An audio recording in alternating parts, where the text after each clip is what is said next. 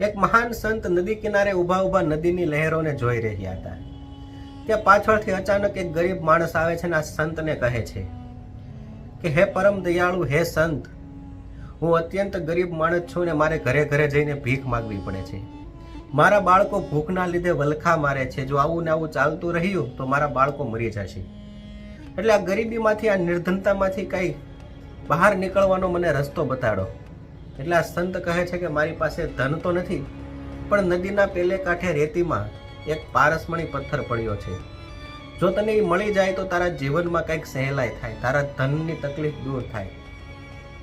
એટલે આ દરિદ્ર માણસ નદીના પેલે કાંઠે જાય છે ને ત્યાં જઈને પારસમણી પથ્થર શોધવાનું શરૂ કરે છે।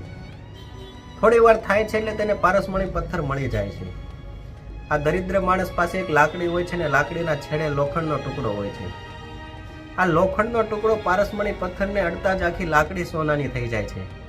એટલે આ ગરીબ માણસને, આ નિર્ધન માણસને ખુશીનો કોઈ પાર રહેતો નથી, આનંદનો કોઈ પાર રહેતો નથી। તે આનંદમાં ને આનંદમાં નાચવા લાગે છે। થોડી વાર થાય છે એટલે તેને સમજાય છે ને તે વિચારે છે કે પેલા સંત પાસે પારસમણી પથ્થર કરતા પણ એવું શું કિંમતી હશે કે તેને આ પારસમણી પથ્થર વ્યર્થ લાગ્યો।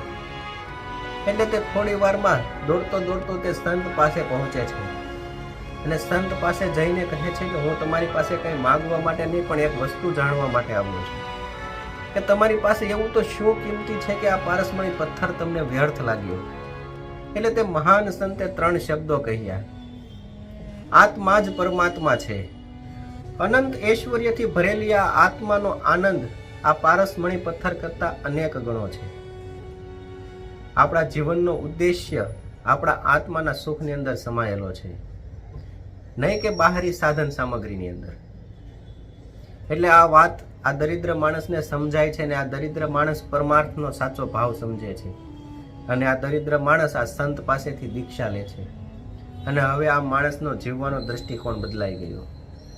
આ માણસ સંતનો ખૂબ ખૂબ આભાર માને છે ને તેને સમજાય છે કે આપણા જીવનનો સાચો ઉદ્દેશ્ય આપણી આત્માની શાંતિ છે, આપણા આત્માનો આનંદ છે। આ કહાની ઉપરથી એ શિક્ષા મળે છે કે સાચી સંપત્તિ આત્માનો આનંદ છે, આત્માની શાંતિ છે અને બાહરી ધન અને સંપત્તિ એ જીવન જીવવા માટેનું સાધન છે।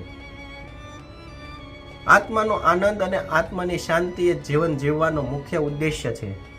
જો દોસ્તો આ કહાનીમાંથી તમને કંઈક જાણવા મળ્યું હોય, કાંઈ શીખવા મળ્યું હોય તો મારી ચેનલને સબસ્ક્રાઇબ કરી દેજો અને મારા વિડીયોને આ લાઈક કરી દેજો। થેન્ક યુ દોસ્તો।